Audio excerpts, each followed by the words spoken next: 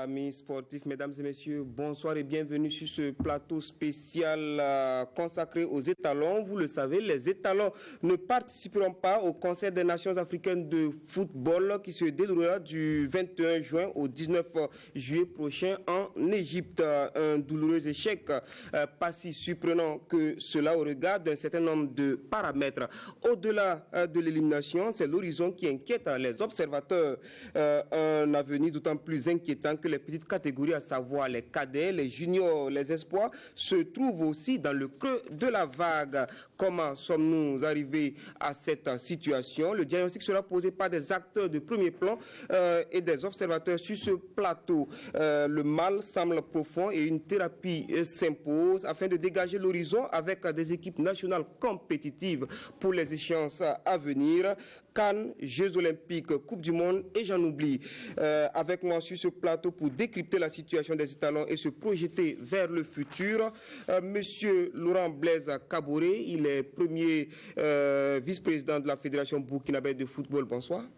Bonsoir Jérôme. Alors, avec moi également, monsieur, mon confrère Ibrahim Diallo de la radio. Bonsoir. Bonsoir Jérôme. Également sur ce plateau, monsieur Ousmane Savadogo, directeur technique national de la Fédération burkinabé de football. Bonsoir monsieur Savadogo. Bonsoir monsieur Talibero. Et le quatrième invité sur ce plateau, c'est monsieur Issouf Fayaman du club des observateurs indépendants du football COIF. Bonsoir. Bonsoir. Alors merci messieurs de répondre à notre invitation. On aura aussi Charles Kaboré, le capitaine des étalons du Burkina, en direct depuis Krasnodar, c'est en Russie. Et pour vous qui nous suivez depuis chez vous, vous pouvez apporter vos contributions en appelant au plus 226 25 31 83 53. Et c'est Mahamadi Ouena qui nous propose un apéritif pour entrer dans le débat. Les étalons 9e au plan africain et 58e au plan mondial au dernier classement FIFA sont éliminés dans un groupe composé de l'Angola, 32e africain et 122e mondial, de la Mauritanie, 21e africain et 103e mondial, et le Botswana, 43e africain et 148e mondial, classé 3e derrière les Palancas Negras d'Angola et les Mourabitouns de la Mauritanie. Le parcours dans les éliminatoires Cannes 2019, mais aussi les prestations très peu reluisantes des petites catégories dans ce commentaire. Le 22 mars dernier, la nouvelle est tombée comme un coup de massue. Les étalons n'iront pas à la Cannes 2019 en Égypte, la première à 24. Une grosse désillusion pour le football burkinabé. Le Burkina a pourtant hérité d'un groupe apparemment pas des plus corsés. Logé dans le groupe I en compagnie des Palancas Negras d'Angola, des Mourabitouns de la Mauritanie et des Zèbres du Botswana, les étalons étaient les favoris au regard de leur palmarès de vice-champion en 2013 et de troisième en 2017. Lors de la première journée des éliminatoires le 10 juin 2017, les étalons confirment cette position des favoris en s'imposant 3-1 devant les Palancas Negras d'Angola. Sur le papier, c'est l'adversaire le plus redoutable. Et pourtant, et contre toute attente, les étalons tombent le 8 septembre 2018 à Nouakchott devant les Mourabitouns. Un avertissement et un tournant pour le 11 national qui se reprend malgré tout le 12 octobre 2018 avec une victoire de 3-0 devant le Botswana. Mais 3 jours plus tard, Douarte et ses poulains sont contraints au match nul de 0 partout par les Zèbres. Pendant ce temps, la Mauritanie bat l'Angola 1-0 et relègue le Burkina à la deuxième place. Les choses se compliquent et tout faux pas est interdit aux étalons. Hélas, les étalons sont battus le 10 novembre 2018 par les Palancas Negras. Le Burkina est désormais 3e de la poule et doit compter sur un coup de pouce du destin pour aller au bord du Nil. Le 22 mars, le scénario redouté se produit. Les étalons battent les Mourabitouns 1-0. Mais les Palancas Negras s'imposent dans le même temps au Botswana. Les étalons n'ont pas leur ticket pour Égypte 2019, une première depuis 2008. Avant ce mois de mars fatidique, les étalons juniors qui avaient retrouvé les phases finales de la Cannes junior pour la 3e fois après 2003 et 2007 reviennent de Maradi la queue entre les pattes. Une participation chaotique. Les moins de 20 ans burkinabés terminent dernier de la compétition avec 3 défaites et 8 buts encaissés pour un marqué. Les cadets, eux, courent toujours après une recherche d'une qualification qui les fuit depuis 2011 et le sacre au Rwanda. Pour le compte des éliminatoires de Tanzanie 2019 de la zone UFOA B, les étalons cadets ne font pas le poids face à la concurrence et rentrent bredouilles. Et pour terminer, les étalons locaux ont également connu un CHAN 2018 difficile au Maroc avec 2 défaites, un nul et une élimination dès les phases de groupe. Merci à vous, Mahamadi Ouena. Il faut noter également que les étalons espoirs ne seront pas en Égypte pour la CAN de leur catégorie, balayés par le Niger dès leur première sortie. Alors, on revient sur ce plateau. Monsieur Laurent Blaise Kaboré, est-ce que l'élimination des étalons vous a surpris? Oui, bien sûr, comme toute élimination. Mais permettez-moi d'abord de vous remercier de nous avoir invités ce soir encore sur ce plateau pour parler de la situation des étalons. Et c'est toujours avec passion que les gens parlent du football au Burkina Faso. Et c'est tout à fait normal que l'on se pose des questions aujourd'hui si notre élimination nous a surpris ou pas. Alors, bien sûr, ça nous a surpris. Nous nous sommes préparés pour ne pas être éliminés. Nous sommes allés au front pour combattre et gagner des victoires. Nous avons amené les étalons pour les qualifier, afin qu'ils puissent aller à la CAN en Égypte 2019. Malheureusement, nous n'avons pas été qualifiés. C'est bien surprenant. Alors, Ibrahim Diallo, vous êtes tout aussi surpris que M. Kaboré? Non, moi je ne dirais pas aussi surpris, parce qu'au départ, on avait... En tout cas, on volait un peu sur les nuages, on nageait un peu sur les nuages. On s'est dit qu'avec ce tirage-là, Mauritanie, Botswana, on allait pouvoir passer. Mais au regard des matchs, après le premier match gagné ici à Ouagadougou, on a montré qu'il y avait quand même de l'inquiétude à se faire au niveau de ce groupe. Mais je crois qu'à un certain niveau, on ne nous a pas compris. On a estimé peut-être que les journalistes étaient pessimistes déjà, alors qu'on n'avait pas encore entamé véritablement la compétition. Mais à la fin, on s'est rendu compte que cette crainte-là, elle était légitime, parce qu'on a senti après... Donc, mais la crainte était liée à quoi? La crainte était liée au fait qu'il y a des joueurs qui, à un certain moment, depuis 2013, n'étaient plus tellement dans le projet, je dirais, en griffe le projet, d'aller plus loin. Parce que la concurrence n'était plus là. On sentait des joueurs qui, certes, avaient fait cette performance, mais qui, même au niveau de leur club, si vous avez remarqué, n'avaient plus cette performance-là. Et on a continué à utiliser ces joueurs, alors qu'à un moment donné, il fallait quand même trouver du sang neuf pour pouvoir redonner en tout cas un lustre à cette équipe burkinabé-là. Et je crois qu'on n'a pas aussi compris que les autres étaient en train de nous imiter.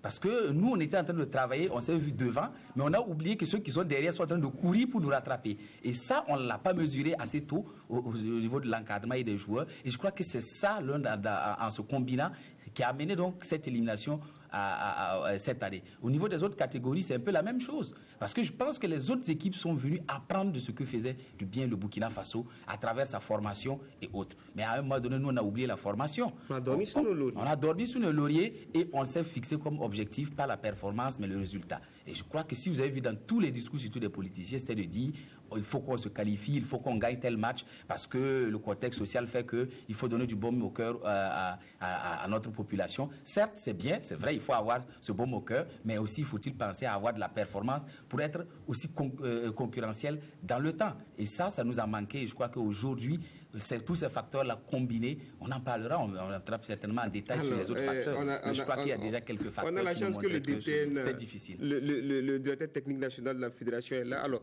vous êtes d'accord avec Ibrahim Diallo que on a travaillé pour surtout les résultats? Je vous remercie. Il faut dire que, comme le premier vice-président l'a dit, naturellement, on est surpris parce que nous avions quand même une équipe relativement compétitive pour aborder cette échéance, les éliminatoires.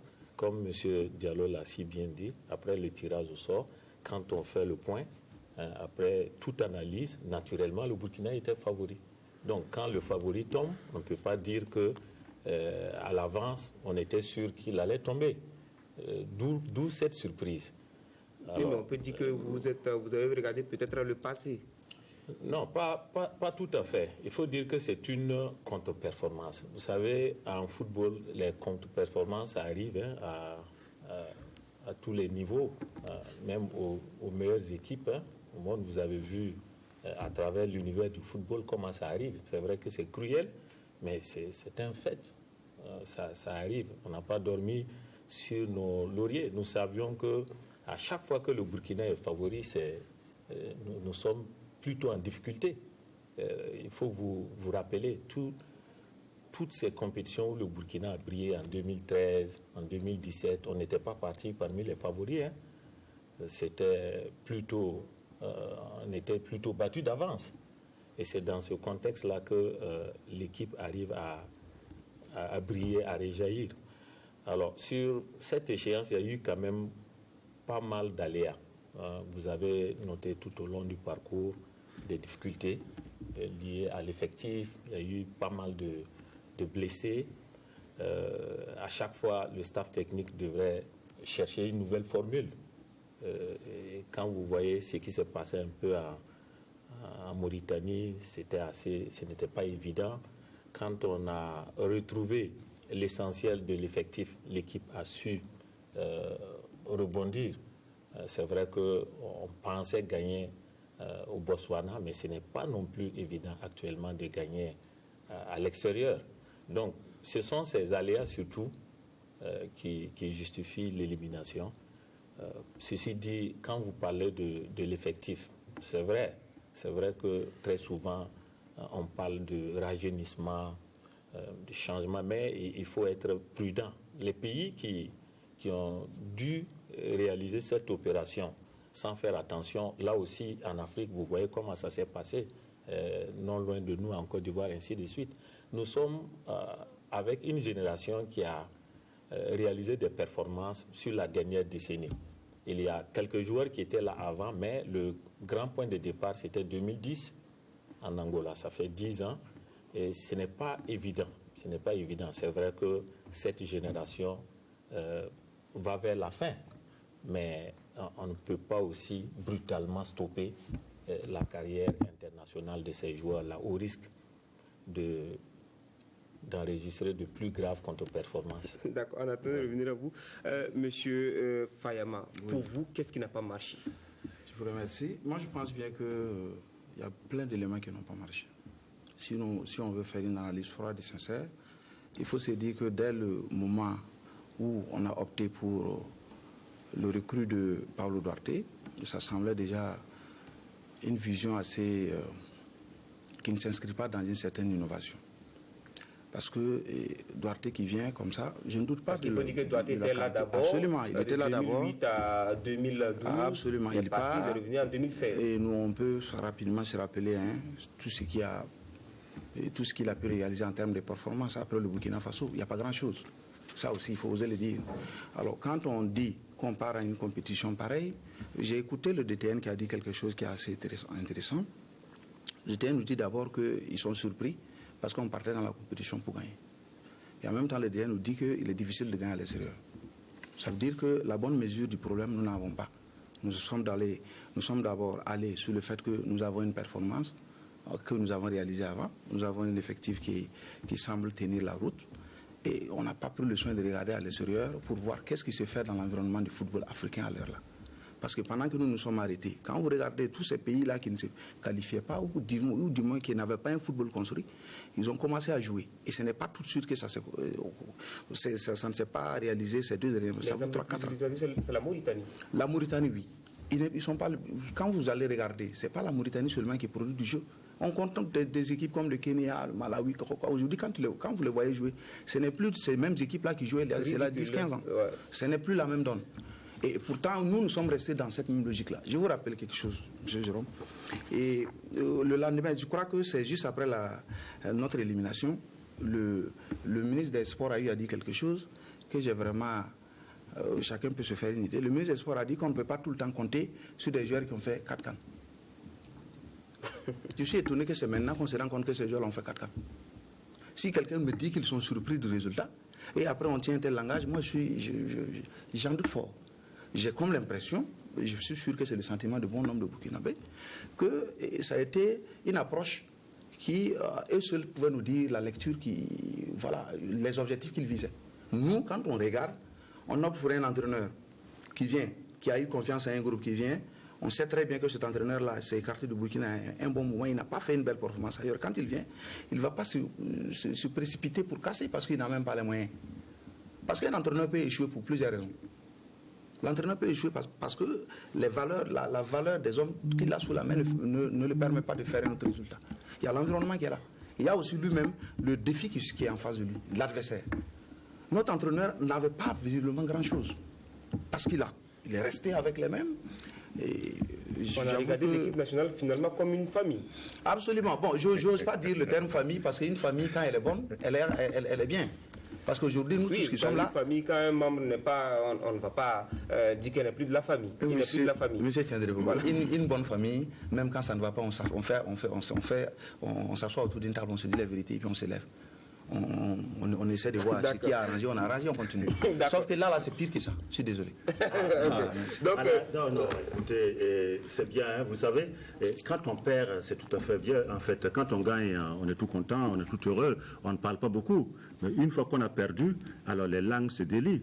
C'est facile de parler de l'équipe des étalons du Burkina Faso. C'est très facile d'observer et de dire ce que l'on pense. Mais encore faut-il savoir comment on constitue une équipe, comment on entretient une équipe pendant 10 ans, comment on recrute un entraîneur et comment est-ce que l'on lui donne une feuille de route pour qu'il fasse son travail. Et on ne se lève pas du jour au lendemain pour avoir des victoires. Vous l'avez tous dit ici. Quand le Burkina gagne, les autres ont pris l'exemple sur le Burkina. Aujourd'hui, ils gagnent et nous ne gagnons pas. Ça veut dire quelque chose. Le DTN l'a souligné tout de suite. Nous avons une équipe qui était en fin de série, en fait, presque en fin de carrière. Même si le ministre a dit qu'on ne peut pas compter sur des joueurs qui ont gagné, en fait, qui ont joué pendant 4 CAN, ce n'est pas une raison pour perdre, ce n'est pas une raison aussi pour justifier la défaite. Parce que ces joueurs aguerris que nous avons, c'est vrai, ils étaient en fin de carrière au niveau des étalons. Mais dites-vous bien que pour qu'un joueur quitte l'équipe nationale, il faut bien qu'il ait un remplaçant. On ne remplace pas une équipe par un coup de baguette magique. Il n'y a que la jeunesse, il n'y a que ces remplaçants. Cette bonne graine que tous les Burkinabés voient aujourd'hui là, il n'y a que cette bonne graine là doit bousculer les plus anciens vers la porte. Pousse-toi que je m'y mette. En football, c'est comme ça. On n'a jamais vu une équipe où on a dit aux plus anciens, foutez le camp, voici les jeunes, Monsieur Kaboura, on va revenir sur la sélection, mais on va écouter d'autres observateurs du football national sur les raisons de la non-qualification des étalons à la CAN Égypte 2019. Il s'exprime au micro de Salif Ouedraogo.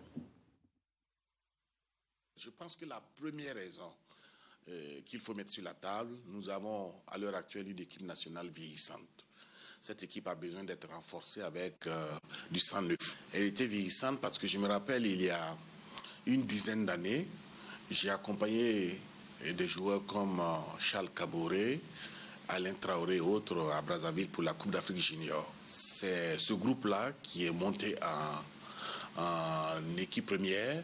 Donc, équipe vieillissante, la compétition a été mal négociée au départ et je crois que cela est un peu dû au fait qu'il y a eu un peu de, je dirais pas de la négligence, mais on a sous-estimé un peu les adversaires et à la fin, ça a été fatal à l'équipe nationale du Burkina Faso. Voilà les deux raisons, à mon avis, les raisons principales qui ont amené les étalons à être absent cette année pour cette Coupe d'Afrique des Nations de football. On a beau dire que ce n'est pas une catastrophe, c'est bien une catastrophe parce qu'on n'a pas autre chose que les étalons à ce jour. Est-ce qu'au niveau de l'encadrement, on a toujours eu cette dynamique d'avoir une équipe nationale assez compétitive? Parce que vous ne pouvez pas comprendre qu'on convoque des joueurs qui ont joué un match officiel depuis très longtemps au détriment des joueurs qui jouent chaque week-end. Il y a aussi, il faut aller voir le côté mental. Est-ce que les joueurs n'ont pas joué sur la suffisance? Si vous avez la Mauritanie, une équipe angolaise qui est en train de revenir, et que vous avez le Botswana, à l'évidence, les étalons devraient se qualifier. Ça, c'est l'évidence.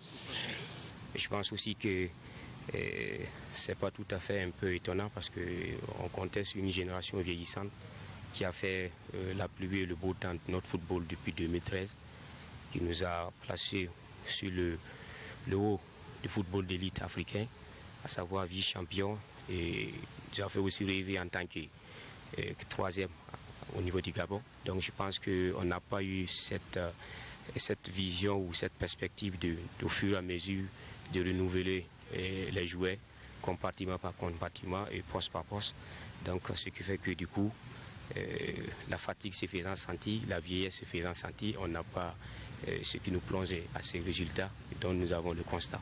On n'a pas osé, on a de bons joueurs, on n'a passé tout le temps à faire que des sélections de joueurs qui soient un peu sans club, soit un peu vieillissants, et soit qui veulent se relancer, en oubliant des fois quelques meilleurs du moment.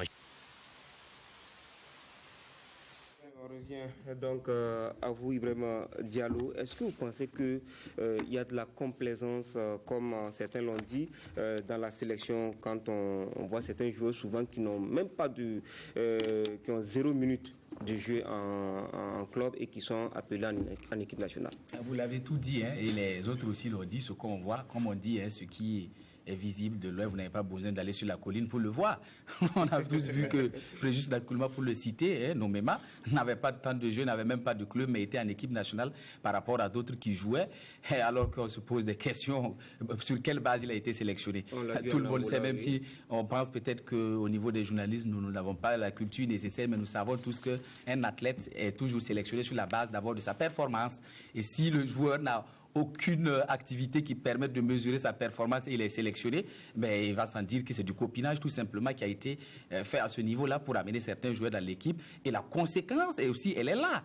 Voilà, quand vous prenez des joueurs, et puis c'est sur la base du copinage, juste parce que je sais qu'un tel, il jouait très bien au ballon, je l'appelle à l'équipe nationale pour venir, mais ne soyez pas surpris après qu'ils ne produisent pas la performance escomptée. Parce qu'on a cru que le Fréjus Nakoulma de 2013 était le Fréjus Nakoulma de 2019. Non, de 2017. De 2013 jusqu'à 2017 était le même. Et aujourd'hui, on est surpris de voir qu'il n'est pas le même, alors que tout le monde voit qu'il n'est pas le même. Donc, à ce niveau, déjà, moi, je rejoins Fayama pour dire qu'au niveau même de l'entraîneur, c'est ça. Parce qu'il est venu avec une vision carrée. Il a des joueurs qu'il connaît et il ne cherche pas autre joueur que dans le cadre de ces joueurs qu'il connaît. Et ça, aujourd'hui, ça nous a plombé énormément parce que j'ai eu comprendre que quand Duarte arrivait, on lui a demandé, entre autres, de penser à renouveler cette équipe.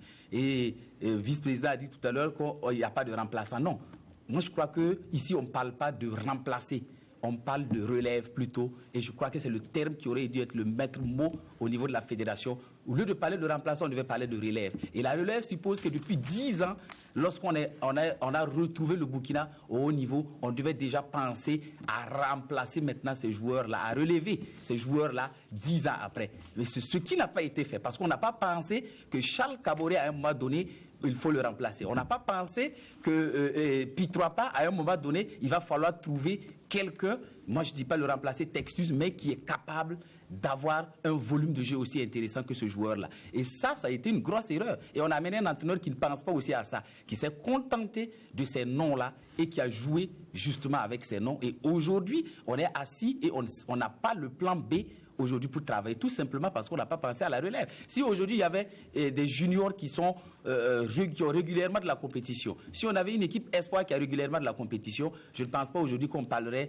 qu'on ne peut pas remplacer, on ne peut pas trouver un autre joueur pour être aussi efficace. On a trouvé Yacouba Koulibaly par exemple au niveau du championnat burkinabé, il n'a pas eu besoin de sortie. Quand on nous dit souvent qu'il n'y a pas de joueurs, je suis désolé, mais il y a des joueurs. Encore faut-il leur faire confiance. Issoufou Dayo, je me rappelle très bien quand il était à l'EFO, il n'a pas été sélectionné, mais dès qu'il est parti au Maroc, le prochain regroupement, il était au niveau des étalons. Je ne vois pas qu'est-ce que Issoufou Dayo a pu avoir comme bagage en quelques 2 mois au Maroc qu'il n'avait pas déjà au niveau du championnat national. Pour vous dire. Alors, on va retrouver Kalfa Ouattara au téléphone pour prendre un téléspectateur qui nous appelle de la capitale, Ouagadougou. Bonsoir.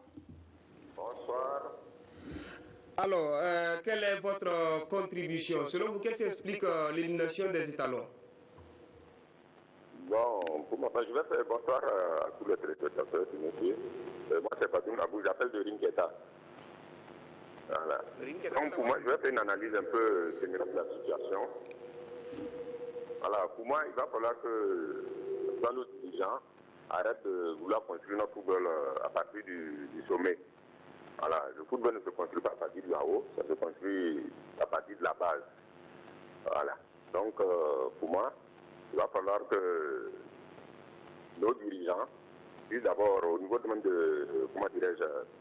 recrutement de l'entraîneur, qu'on donne vraiment une bonne feuille de route à notre entraîneur national, à notre sélectionneur plutôt, qu'il puisse de temps en temps suivre au moins le championnat, pour détecter quand même quelques talents. Parce que quand je suis, tout à l'heure on disait, il y a le DTN qui disait qu'il n'y a pas de remplaçant, ou il n'y a pas de, je ne sais pas quel terme il a utilisé exactement. Ici, là, on ne doit pas parler de remplaçant, comme le disait votre collègue. Il faut plutôt parler de la relève. Or, la relève, je pense bien que vous venez bien, on en a. Parce que chaque week-end, on suit le championnat, il y a pas mal de joueurs quand même qui se révèlent. Et chaque fin de mois, il y a même le joueur AGSP du mois qui est désigné. Donc moi, je pense que par exemple, lors des recrutements-là, on peut quand même détecter ces joueurs-là de la GSP quand même à pu détecter tout au long du mois. Donc il va falloir que vraiment on arrête de construire notre football à partir du sommet. Voilà. Ce n'est pas les États qui vont construire notre football. Le football va se construire à partir des clubs. C'est les clubs qui vont construire, qui vont permettre d'avoir un football compétitif. Tant que nous n'allons pas chercher à construire notre football à partir des clubs, l'organisation de nos clubs, avoir un bon championnat national, un bon championnat cadet, minime, cadet, junior, en tout cas, je ne pense pas qu'on pourra avoir une très bonne équipe nationale. Merci à vous, M. Badoum, depuis Rimketa. Alors, retour sur ce plateau. Alors, M. Badoum, tout comme nos invités indexent un peu la sélection, on ne regarde pas surtout dans le championnat local qui pourtant regorge de pas mal de joueurs assez talentueux. Oui. Oui, bon, j'avoue que ce n'est pas si évident de répondre du tic au tac à ce genre de questions. Vous savez bien que le sélectionneur national, il a tout le loisir de composer sa liste de joueurs. Bien sûr, la fédération a donné une feuille de route, et vous le savez bien, il s'agissait d'opérer cette transition en douceur, en faisant venir de jeunes joueurs.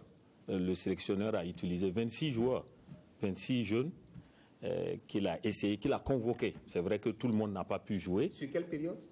Sur cette période des éliminatoires. Il y a 26, c'est lui-même qui donne ce chiffre. Et vous pouvez bien le vérifier. Maintenant, c'est vrai que tout le monde n'a pas pu jouer. Tout le monde n'a pas pu être retenu sur la liste. Mais ce sont des jeunes qu'il a fait venir pour voir. Alors, le sélectionneur, contrairement à ce qui a été dit, je pense que vous pouvez témoigner, le sélectionneur, il suit bien le championnat. Il ne peut pas suivre naturellement tous les matchs du championnat, mais il est assez régulier au stade, il suit les matchs du championnat. Et après, il prend sa décision par rapport à ce qu'il observe. À plusieurs reprises, il a cherché des informations sur tel ou tel joueur. Et il y a des joueurs qu'il a suivis qui se sont blessés juste au dernier moment. Il a fallu les faire sortir de la liste, ainsi de suite. En tout cas, le sélectionneur national, il suit le championnat. Ce n'est pas parce que, naturellement, il n'aligne pas plus de joueurs locaux qu'il faut tirer vite les conclusions en disant qu'il ne suit pas le championnat. Il suit le championnat. Il a présélectionné des jeunes. Il a aussi sélectionné des jeunes dans le championnat. Vous avez dû observer tous ces jeunes-là. Les permet de jouer. Oui, ça. Des matchs amicaux, par exemple. Oui, c'est comme je vous l'ai dit. Là-dessus, le sélectionneur national, il est mieux placé pour répondre. Vous avez l'occasion d'échanger avec lui dans les conférences de presse et autres. Il peut vous détailler toutes ses motivations. Nous, ce que nous disons, c'est que le sélectionneur national, il suit le championnat.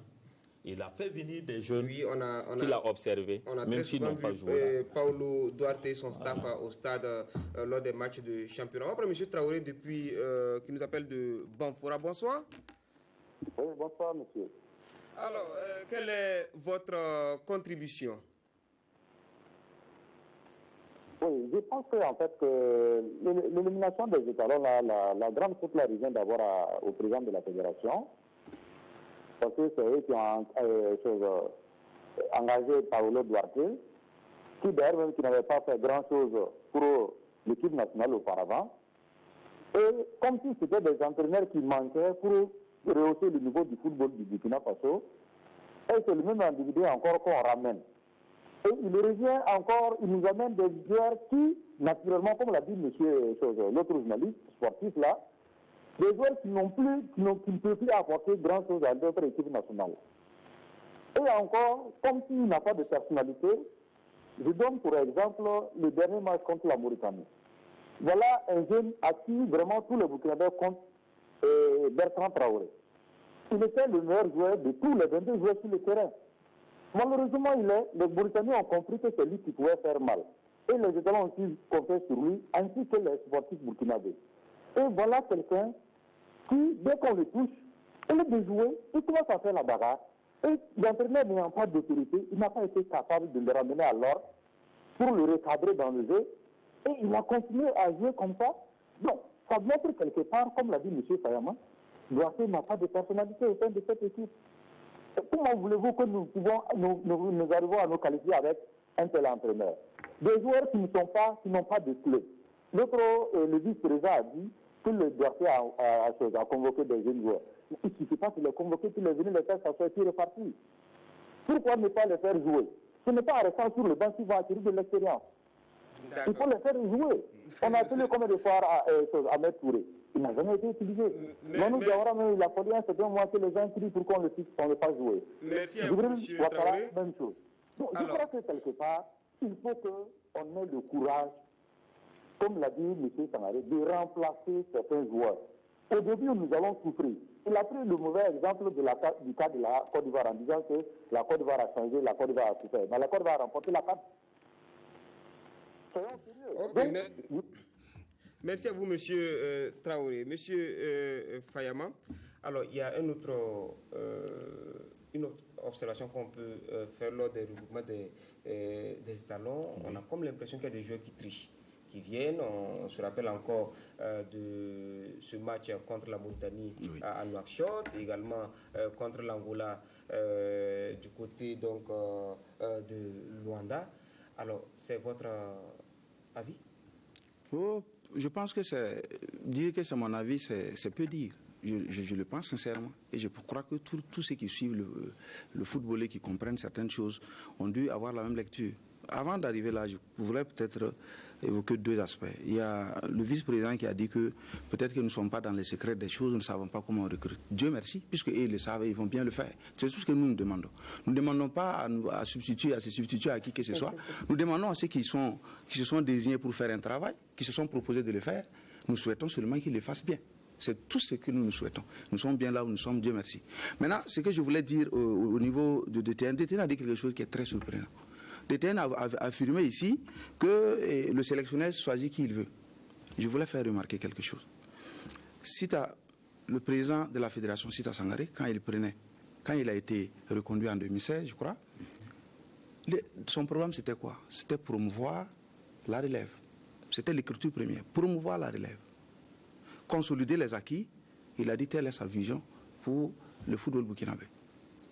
L'élément capital même, c'était la promotion de la relève. Monsieur le DTN, directeur technique national, il nous dit ici que l'entraîneur est libre de choisir qui il veut. Ça veut dire la dynamique qui a été la vision même qui doit gouverner la marche de la fédération, il peut s'en écarter comme il veut. Parce qu'il est libre de faire comme bon les chambres. Moi, je pensais que le DTN, quand même, devrait obligatoirement recadrer, aider l'entraîneur à aller vraiment dans la dynamique qui a été insufflée par le président.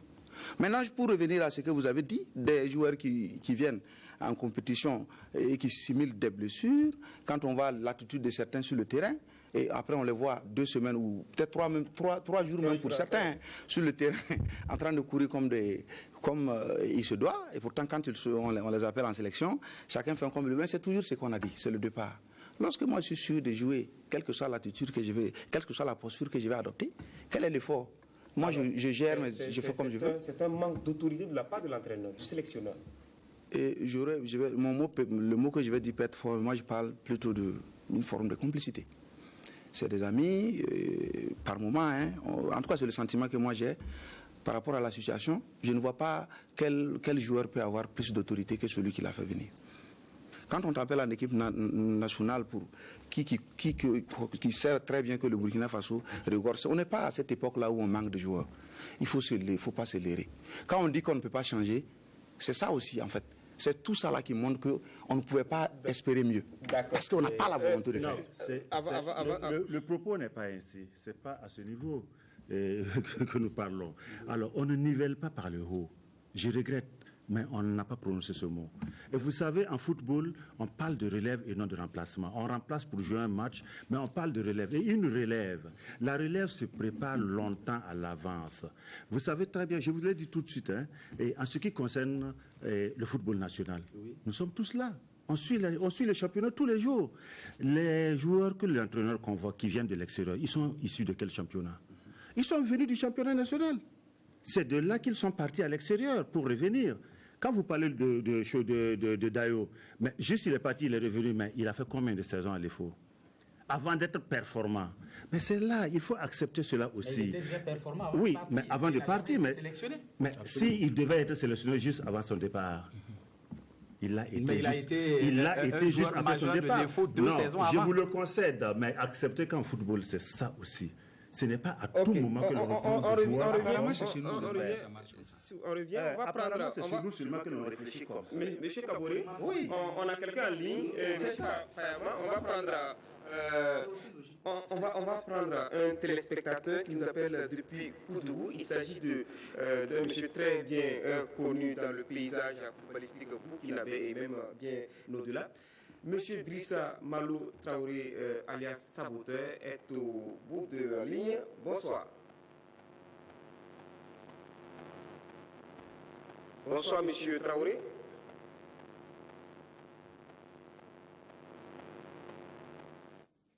Alors, en attendant que monsieur... Bonsoir, monsieur Traoré. En attendant qu'on puisse avoir monsieur Traoré depuis Koudougou Saboteur, donc je vous permets de poursuivre.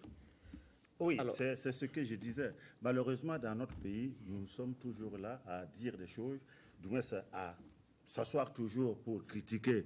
Encore que ce soit des critiques objectives, nous les acceptons. Tout ce que vous dites, c'est juste. C'est un débat contradictoire que vous avez demandé ce soir et ça permet à tout un chacun de savoir exactement ou de dire ce qu'il avait sur le cœur. Et ce n'est pas mauvais, nous ne le prenons pas en mal. Nous l'avons déjà dit et lorsque l'on critique... Ok, donc on va prendre Saboteur. Bonsoir, monsieur Traoré. Bonsoir. Comment allez-vous? Oui, ça va très bien. Alors, vous avez entraîné l'équipe nationale, que ce soit A, que ce soit l'équipe des locaux. Vous êtes actuellement en service du côté de Koudougou sur le banc de l'ASEC de Koudougou. Alors, quelle est votre lecture de la situation des étalons?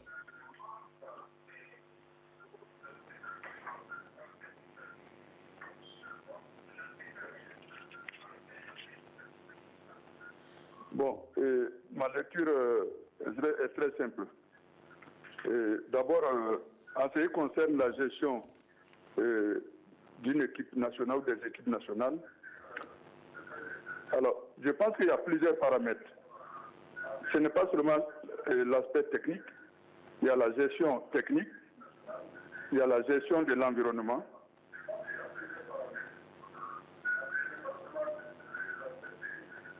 il y a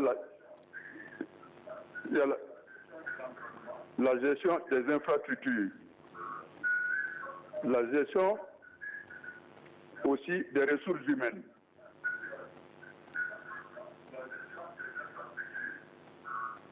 Alors, je pense que la connexion n'est pas très bonne avec... Ensuite, vous avez la gestion des ressources financières et les relations internationales.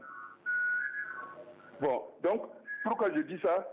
Parce que tous ces volets-là... Monsieur Traoré, il me semble que votre poste téléviseur est en marche. Si vous pouvez baisser carrément le volume. Oui. Voilà, donc vous m'entendez? Oui, on vous entend. Voilà, donc je disais que, en ce qui me concerne, il y a plusieurs paramètres.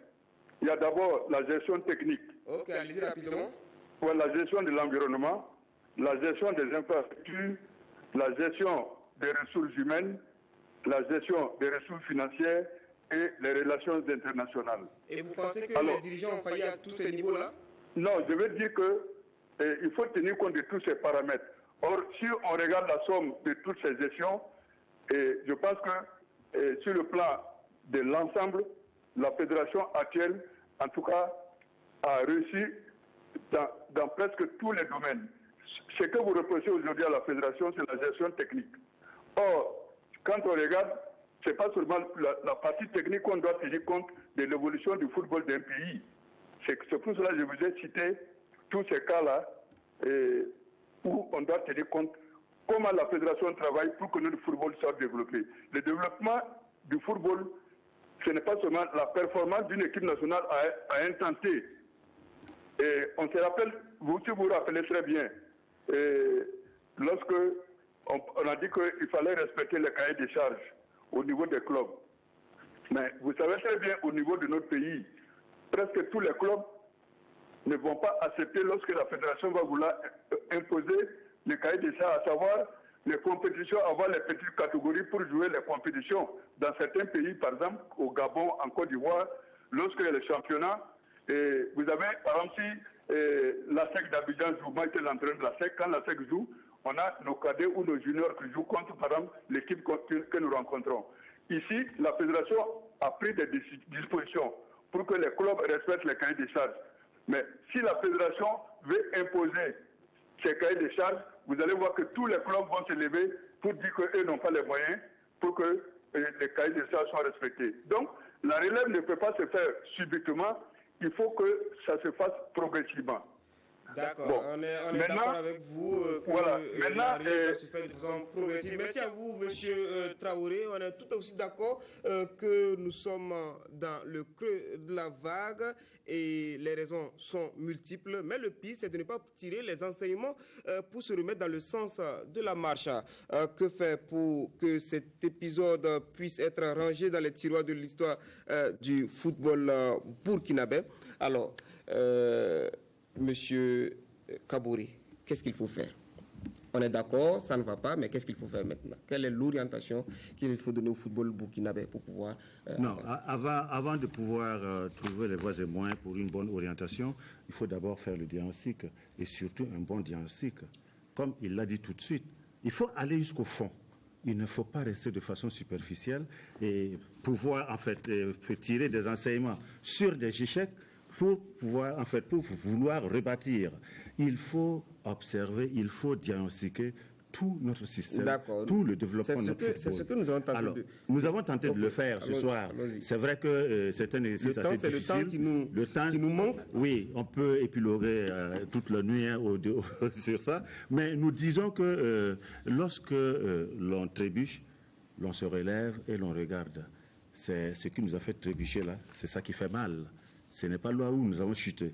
Et c'est là que nous voulons inviter tout un chacun à regarder l'horizon, mais surtout à donner son point de vue et surtout à apporter, à mettre la main à la pâte afin que nous puissions rebâtir une équipe. Et nous avons une équipe vieillissante, une équipe qui a fait les beaux jours du football burkinabé pendant 10 ans. Ce n'est pas aujourd'hui que nous allons les renier. Ce n'est pas aujourd'hui que nous allons les rejeter. Nous devons les encourager à partir. On ne dit pas de les renier. Oui, le mot est fort. Hein. Le mot est fort. Oui, mais ça tout comme lorsqu'on écoute certains acteurs du football, surtout ceux-là qui ne sont pas dans le milieu du football et qui sont passionnés de football. Il faut leur concéder cela parce qu'ils ne comprennent pas comment est-ce que ça fonctionne. Mais c'est tout à fait normal. C'est un domaine de passion, mais la raison doit l'emporter. Et c'est pour cela que je dis, il faudrait que nous nous asseyions tous autour d'une table pour voir exactement quoi faire.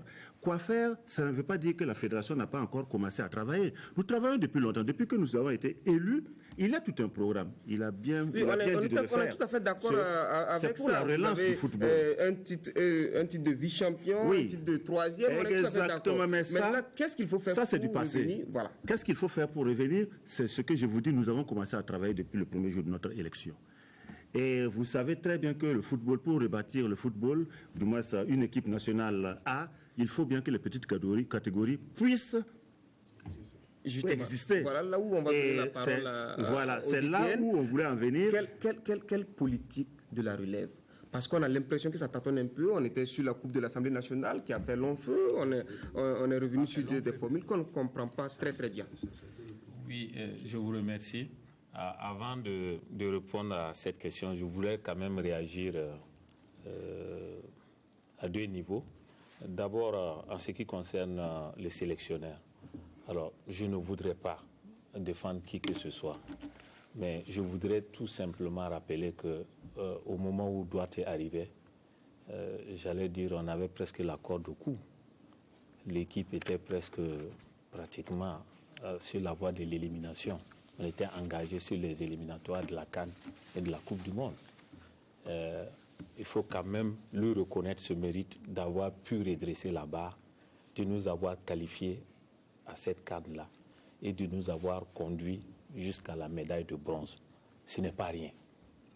Après, il peut y avoir des erreurs, il peut y avoir des insuffisances, on peut dire beaucoup de choses, mais quand même, je tenais à ce qu'on fasse juste une halte pour lui reconnaître ça. Son bilan, c'est 24 matchs officiels, 12 victoires, 8 matchs nuls et 4 défaites. Surtout des défaites. Oui, au-delà de tout ça, moi je retiens qu'il nous a offert une médaille de bronze.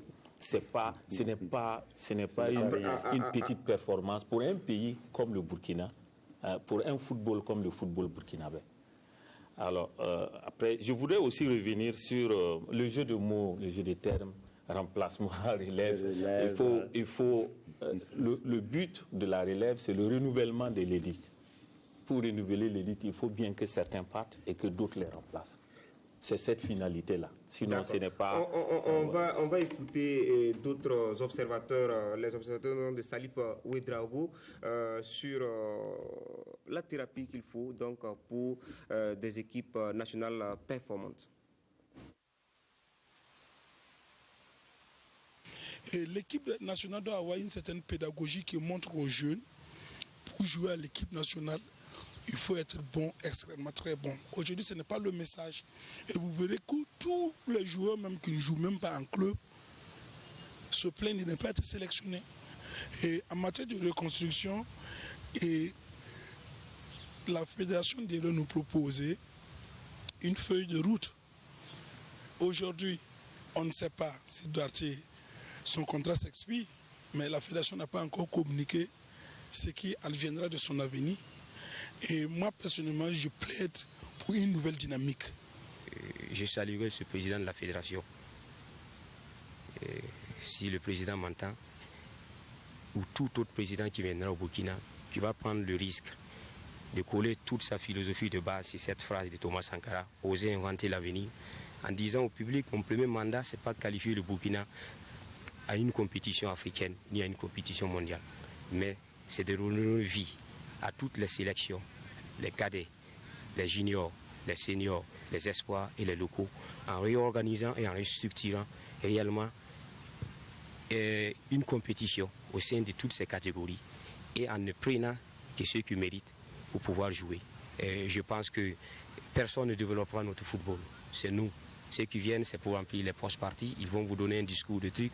C'est bien vrai, ils veulent bien améliorer la CV, mais un Burkinabé né ici, qui a grandi ici, je pense que lui, il peut vous donner la température qu'il y a au Burkina sur le plan économique, sur le plan sportif, sur le plan mental, par rapport à quelqu'un qui viendra de l'extérieur pour nous apprendre notre manière de faire.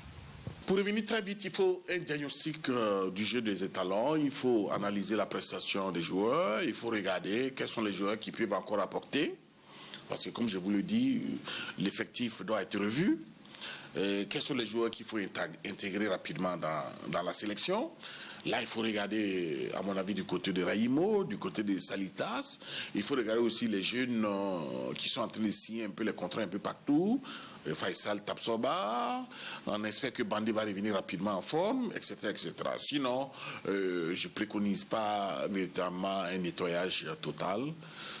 Est-ce que Paul Duarte est toujours là? Non, je pense que Paul Duarte a atteint sa limite. Il a apporté, il nous a donné des sensations fortes, on le reconnaît, mais je pense qu'aujourd'hui, il ne maîtrise plus cet effectif-là. Mais je pense qu'aujourd'hui, il faut tourner la page Paolo, mais je pense qu'il faut aller de l'avant avec, je le répète, un encadrement, en dehors d'un encadrement bien sûr français, un encadrement capable rapidement de lire la situation, de faire un diagnostic et d'apporter les corrections pour redonner véritablement à l'équipe nationale son tonus, son lustre d'antan, parce que nous croyons qu'aujourd'hui nous sommes arrivés à un niveau qu'il faut maintenir.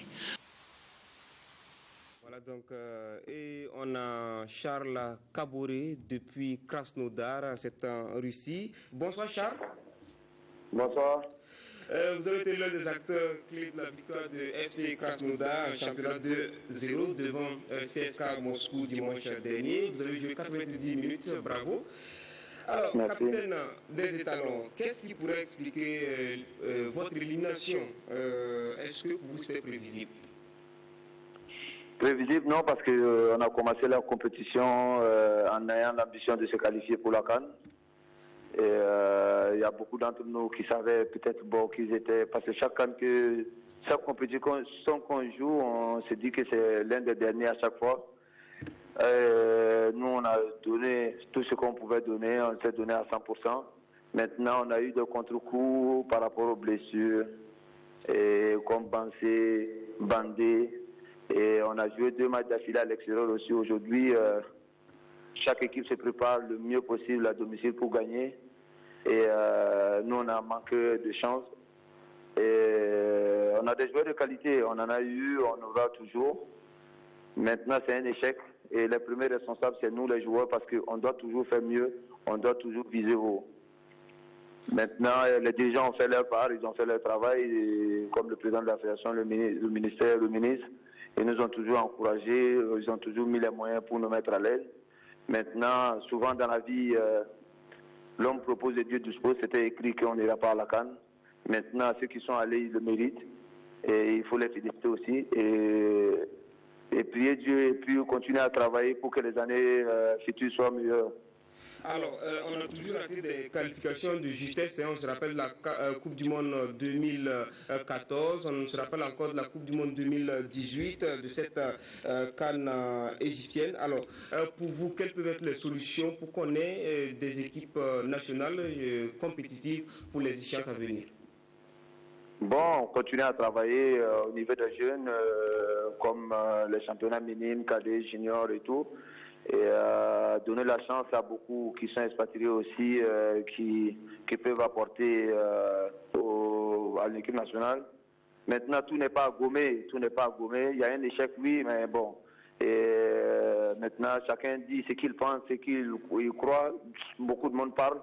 Mais le football, c'est pas une science exacte où chacun s'assoit et il raconte ce qu'il veut ou ce qui doit se passer exactement. Maintenant, il faut s'asseoir, se poser les bonnes questions, voir ce qui a marché, ce qui n'a pas marché et tirer des leçons. Parce que aujourd'hui, on a une ossature, on a une équipe qui a joué pratiquement 10 ans ensemble et il y a des choses à changer parce qu'après un échec, il faut des changements. Maintenant, changer brutalement. Qu'est-ce que ça va donner dans les années à venir? Parce que chacun commente, chacun donne son avis et beaucoup parlent. Et au lieu de parler et critiquer, il faut donner les solutions. Les bonnes solutions, mais constructives, qui vont donner l'avenir et le futur encore meilleur. Parce que la construction, c'est très très difficile. Il faut une fondation, et il faut bien construire, avoir de bonnes bases. Et on avait atteint ce niveau-là. Après cet échec, je pense qu'il faut revoir et puis reconstruire de nouveau. Alors, Charles Kaboré va-t-il continuer à défendre les couleurs du Burkina? Moi, je ne peux pas donner ma réponse parce que je dois discuter déjà avec le président de la fédération et discuter avec le coach. Et pour le moment, ce n'est pas moi le principal. Il faut laisser les choses se tasser d'abord et voir l'avenir, ce qui va se présenter. Actuellement, je compétis dans mon club, je joue. Et le plus important, c'est de présenter bien le pays à l'extérieur, que ce soit au Burkina ou à l'extérieur. Et moi, je ne suis pas le principal concerné. Pour moi, j'avais décidé d'arrêter. Et après la CAN 2017.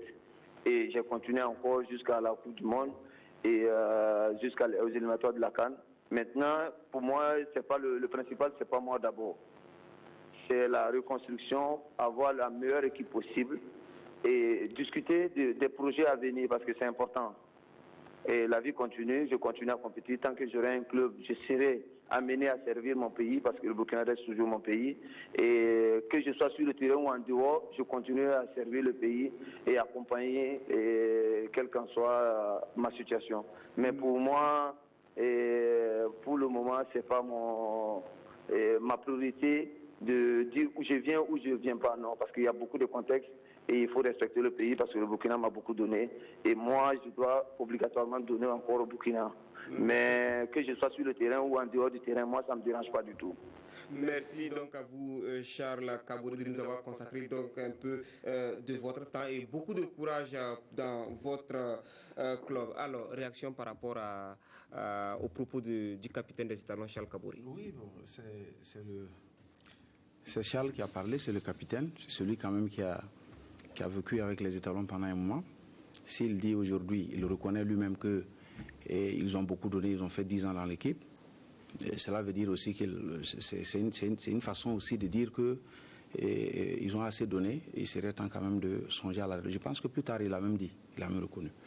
Maintenant, cette relève, bon, quand on dit brutal, pas brutal, nous-mêmes, on n'a pas donné le timing. Nous, on a demandé seulement, puisque c'est eux qui ont déterminé, décliné dans les programmes qu'ils vont faire, comment on appelle ça, voilà, ils vont promouvoir cette relève-là. Ils vont le faire comment? Rien. Parce que vous savez, monsieur Tchandrero, nous avons l'habitude de quelque chose. Quand vous prenez la politique nationale des sports et des loisirs, vous lisez, vous allez parcourir, vous allez vous rendre compte qu'il n'y a pas de solution qu'on peut trouver en dehors de ça.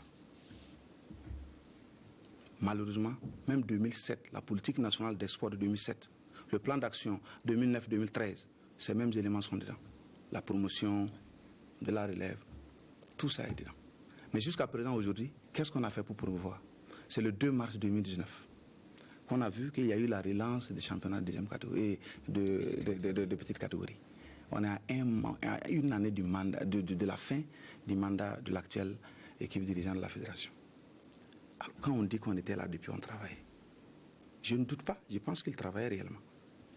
Mais pourquoi c'est maintenant qu'on lance? Peut-être qu'on dira que même tard, c'est toujours bon de faire. Mais pour des gens qui ont eu tout ce temps, je ne sais pas pourquoi maintenant. Excusez-moi, monsieur Jérôme, je sais que vous n'allez pas me refuser ça. C'est juste une minute que je voulais. C'est juste simplement rappeler quelque chose. Il y a Drissa Saboter qui a dit quelque chose qui était intéressant. Il a décliné les angles sur lesquels il faut apprécier le football. C'est que moi, je veux vraiment dire, quand Drissa fait la comparaison avec la secte, c'est la secte d'Abidjan, je doute. Oui. Et je voudrais dire quelque chose. Ici, nous, on n'a pas la prétention de faire exactement comme ce qui s'est fait ailleurs. Nous avons dit, faites mieux ce qui peut se faire ici. Parce que le football, pour réussir une innovation, il y a une question d'environnement. On n'a pas la prétention, nous tous on veut que notre équipe joue comme le Barça. Mais nous connaissons notre environnement, nous devons en tenir compte. Vous êtes des jaloux, hein? Non, je suis désolé. En fait, c'est le nom qui est venu dans ma tête. Voilà. Et ensuite, bon, là, je veux vraiment chuter par là. C'est aussi cette appréciation, quand on dit qu'il faut construire, il faut construire. La fédération, là où je comprends un peu, quand Saboter a évoqué aussi l'aspect financier. Je sais que la fédération de boxe a un compte trésor qui lui permet de façon autonome de gérer directement les ressources mises à la disposition de cette fédération. Est-ce que la fédération de football peut nous dire aujourd'hui s'ils ont un compte trésor? Ça, c'est ma première question. Ma deuxième question, la fédération, c'est une association par statut. C'est une association d'utilité publique. Il va sans dire que dans le fonctionnement, puisque même dans l'organisation, il y a une certaine administration qui est à son sein. Je ne vois pas pourquoi il faut que ce soit le ministère qui continue de la materner financièrement. Et c'est ce qui fait que là où c'est vraiment difficile, là où c'est encore plus grave, vous allez vous rendre compte que aujourd'hui, si on les demande de nous dire avec exactitude tout ce qui a été dépensé dans les cadres des étalons, vous allez voir que... Bon, je suis désolé. D'accord. Nous parlons football. On va prendre un téléspectateur qui nous appelle depuis Paris. Bonsoir. Oui, bonsoir. Bonsoir, c'est monsieur. Bonsoir. Oui. Vous vous présentez? Oui, c'est monsieur Ouedraogo. Monsieur Ouedraogo, vous nous appelez depuis Paris? Oui, exact. Alors, quelle solution pour une équipe nationale compétitive? Ok, moi avant tout, je voulais vous remercier pour l'occasion que vous me permettez d'intervenir en direct pour donner ma contribution. Et pour commencer, je voudrais poser une petite question à la Fédération burkinabé de football. Allez-y. Depuis la génération 2003 jusqu'à de nos jours, est-ce qu'il y a-t-il un joueur que la fédération a pu placer dans un club en Europe? Et vous parlez de relève de nos jours. Cela est impossible. si déjà on n'arrive pas à trouver, à signer des conventions avec des clubs de football et permettre l'intégration de certains joueurs vis-à-vis du plan international. Monsieur Ouedraogo, est-ce que c'est du ressort de la fédération de placer les joueurs? Oui, exactement, parce que la fédération doit soutenir les joueurs. Parce que si la fédération... Je continue mon intervention, excusez-moi. Mais si on continue de la logique, tous les joueurs qui sont là de nos jours, ils sont allés par leurs propres moyens. Ils sont venus pour défendre les couleurs de l'équipe nationale. Mais néanmoins, ceux qui viennent et qui ont des blessures, il ne faudra pas les sélectionner. Il faudra donner l'occasion à la jeunesse d'intervenir. Merci, on a bien compris votre solution, monsieur Ouedraogo. Alors, Ibrahim Diallo, quand on a écouté les observateurs au micro de Salif Ouedraogo, alors il y a un problème que Mousso Ouedraogo a posé, le problème des binationaux. On voit qu'il y a une course effrénée vers ces binationaux-là. Quelle est votre lecture de cette approche? Non, je crois que le problème, il doit pas être... il est fondamental. Il faut le situer dans un cadre global pour ne pas les prendre de façon isolée pour dire les binationaux. Je crois qu'au niveau des compétitions, il faut surtout se baser sur les performances. Si un joueur qui est à l'étranger, qui est bien, qui peut servir l'équipe nationale... Mais là, le problème que lui pose, c'est l'amour véritable de... Non, ça c'est pas un souci. Je crois que lui, son souci à son niveau, c'est souvent d'amener un joueur qui n'a aucun sentiment, qui veut juste venir à l'équipe nationale juste parce qu'il a échoué ailleurs. Là, c'est très dangereux parce que quand vous prenez un joueur qui s'est rabattu sur le Burkina parce qu'ailleurs ça n'a pas marché, oui, effectivement, il n'a pas... La plupart, c'est mais effectivement, quand c'est comme ça, le joueur n'a pas le sentiment d'appartenance au pays. Il est venu juste pour se faire valoir, pour montrer peut-être au pays qui l'accueille qu'il peut mieux... Mais c'est ça, je vous dis. C'est peut-être pour vous dire que souvent, ces joueurs peuvent... Comme ça, je ne pense pas que Mousso avait cet esprit lorsqu'il... Non, il n'avait pas cet esprit. C'est pour ça... Voilà, je pense que les binationaux, c'est important de les appeler. Jérôme, je termine mon idée avant qu'on puisse revenir au vice-président. C'est de dire que je pense que ce n'est pas son idée, effectivement. C'est de dire qu'il faut appeler des joueurs qui ont ce sentiment d'appartenance au Burkina. Et vous parlez aussi, c'est des entraîneurs. Donc moi, je pense que le problème ne se situe pas à ce niveau-là. Le problème se situe au niveau de l'organisation même de la fédération. Il faut aujourd'hui, pour aller vite, Jérôme, pour se dire les choses clairement avant que le temps ne nous dépasse, il faut dire qu'aujourd'hui qu'il faut une relève véritable et une relève sur le papier. Si aujourd'hui on a passé 3 ans avant de se dire qu'il faut véritablement se lancer dans la relève, c'est là que se trouve l'erreur. Parce que si depuis 2016 on avait effectivement amorcé cela, c'est pas évident qu'aujourd'hui on aurait eu ces éléments, mais on aurait déjà commencé et on aurait vu venir à l'horizon 2023, à l'horizon 2025. Mais déjà que voilà, c'est de 2019 qu'on commence, donc il faut se projeter encore plus loin. Je termine encore. Pour dire que cette... deux fois, Non, mais vous m'avez donné la possibilité de parler, parce que depuis un moment, je perds même mes idées, parce que j'ai des idées que je vais développer, que je n'arrive pas.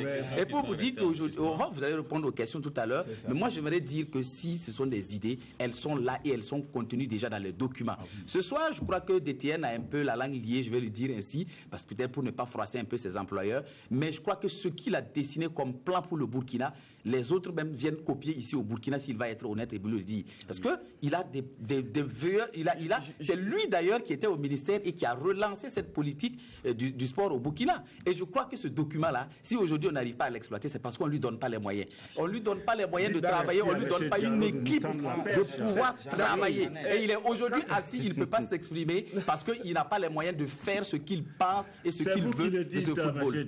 Laissez le DTN parler, il vous dira ce qu'il y a, de quoi il s'agit. Moi, je dis tout ce qu'il ne pourra pas dire. Est-ce vrai que vous avez une bonne feuille de route que vous n'arrivez pas à déployer? Non, je ne dirais pas, je ne poserai pas le problème sous cet angle. Nous sommes conscients que nous sommes dans un pays où les ressources sont très limitées, malheureusement.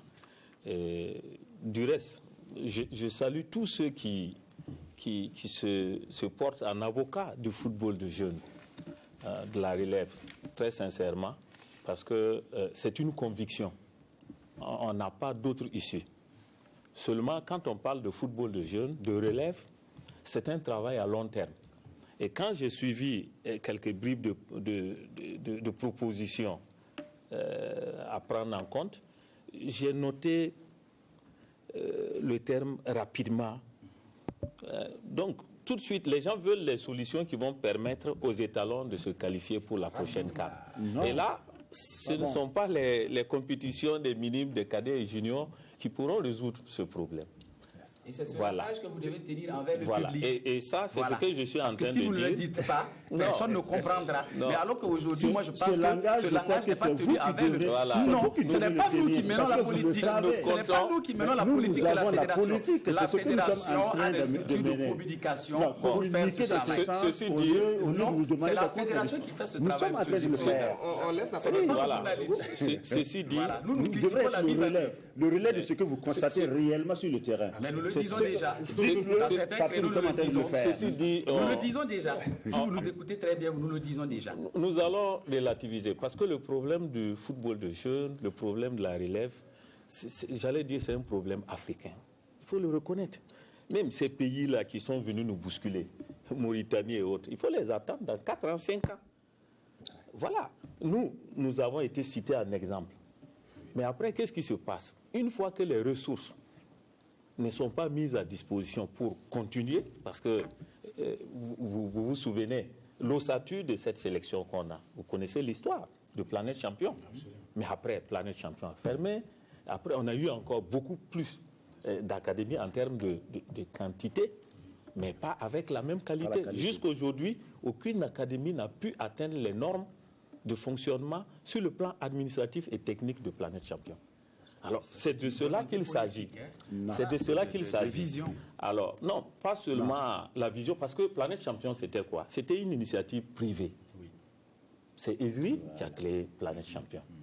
Et lui, il est parti. Des Burkinabés ont pris le relais, sans pouvoir faire fonctionner les structures comme Planète Champion. Du même coup, les talents qui sortent en quantité qui constituent l'ossature, nous n'en avons plus. Pourquoi la fédération n'a pas repris le relais? On ne peut pas créer son propre centre technique. On ne peut pas épuiser la question. Mais on va rapidement le sélectionneur. Rapidement, on va aller sur le sélectionneur. Parce que en 20 secondes. Justement, la fédération n'a pas pour vocation de créer un club, mais la fédération a pour vocation d'entretenir les équipes nationales à travers le ministère. Oui, un centre technique, justement, pourquoi faire un centre technique pour entretenir les équipes nationales. Il faudrait donner l'occasion, il faudrait donner la priorité au privé de s'investir dans la formation, dans le développement du football. En 30 secondes, mais si, il faut que ça marche. En 30 secondes. Oui. Moi, je reste sous ma soif. C'est vrai que le temps était court. Sinon, je voulais faire remarquer quelque chose à DTN. Sans fonctionner exactement comme Planète Champion, Salitas, aujourd'hui, fait mieux. Quand je dis mieux, je mesure mes bons. Parce qu'aujourd'hui, Salitas, non seulement il donne la chance aux tout petits, mais on a vu des joueurs aussi qui avaient échoué dans des clubs, qui sont venus, Salitas l'a refait, il y a d'autres qui ont pu réellement se reprendre. Donc, cette façon de faire là, on peut vraiment le saluer. Il y a Raïmo aussi, c'est des exemples comme ça. On peut, en fait, c'est ce que je dis. L'essentiel, c'est de ne pas faire exactement, c'est de faire le mieux possible dans notre environnement. C'est ça qui est l'essentiel. Rapidement, on va parler du sélectionneur. Alors, Paulo Duarte, reste-t-il ou il part? Bon, si ça ne tient qu'à moi, Paulo Duarte a été viré depuis. C'est ma conviction. Alors, son contrat finit en fin juin. Alors, vous comptez le garder ou... Oui, c'est vrai que s'il ne s'en tenait qu'à certaines personnes, Paulo Duarte serait parti immédiatement après le match. Mais nous avons signé un contrat avec Paulo Duarte, un contrat qui court jusqu'à fin juillet. Que voulez-vous que nous fassions? Nous sommes éliminés. Vous faites quoi? Mais si on a des matchs amicaux. Mais si on a des matchs amicaux, nous utilisons Paulo Duarte en attendant de trouver un sélectionneur. C'est comme ça qu'il faut travailler. Ce n'est pas parce que nous avons eu un échec que c'est un effondrement. Ça, il faut vraiment peser les mots et puis savoir se relever. On se reconstruit maintenant. Et ça a déjà commencé depuis longtemps. Oui, ça a commencé. Et c'est vous, oui, mais justement, Duarte est le coach. Ça ne veut pas dire qu'on n'a pas recommencé, on ne se reconstruit pas. On peut se reconstruire avec Duarte. D'accord. C'est ça aussi le problème. Alors, le temps qui nous est imparti donc, a touché à sa fin. Malheureusement, le temps que nous avions a touché à sa fin. Merci à vous, Ibrahim Diallo. Vous êtes de Radio Burkina. Merci à vous également, Monsieur Issouf Fayama. président du club des observateurs indépendants de football, d'avoir apporté la contradiction. Donc, merci à vous, monsieur. C'est fini votre émission? Bien sûr, l'émission. Non, c'est pas fait. Vous avez posé une question qui est restée en suspens. Parce qu'ils ont passé tout le temps à parler de la relève et surtout de la politique de relève du football. Malheureusement, nous avons des statistiques qui peuvent vous montrer, qui peuvent vous prouver exactement à quel niveau nous sommes. Rapidement, 30 secondes, rapidement. Il faut dire que bien avant cet échec des talents et même les compétences. Allez-y rapidement, 30 secondes. Les jeunes, la Fédération burkinabé de football a lancé les compétitions de jeunes en minime, en cadet et en junior. Et nous avons même... actuellement, il y a plus de 6000 jeunes. On a bouffé le temps. Merci à vous, donc, monsieur Ousmane Samadogo. Vous êtes le directeur technique de la Fédération burkinabé de football. Merci, monsieur Blaise Laurent Kabouré, premier vice-président de la Fédération burkinabé de football. Et merci à vous tous qui nous avez suivis de par le monde, on va dire ça comme ça. En tout cas, merci de nous avoir suivis. Merci à toute l'équipe de réalisation. Bonsoir.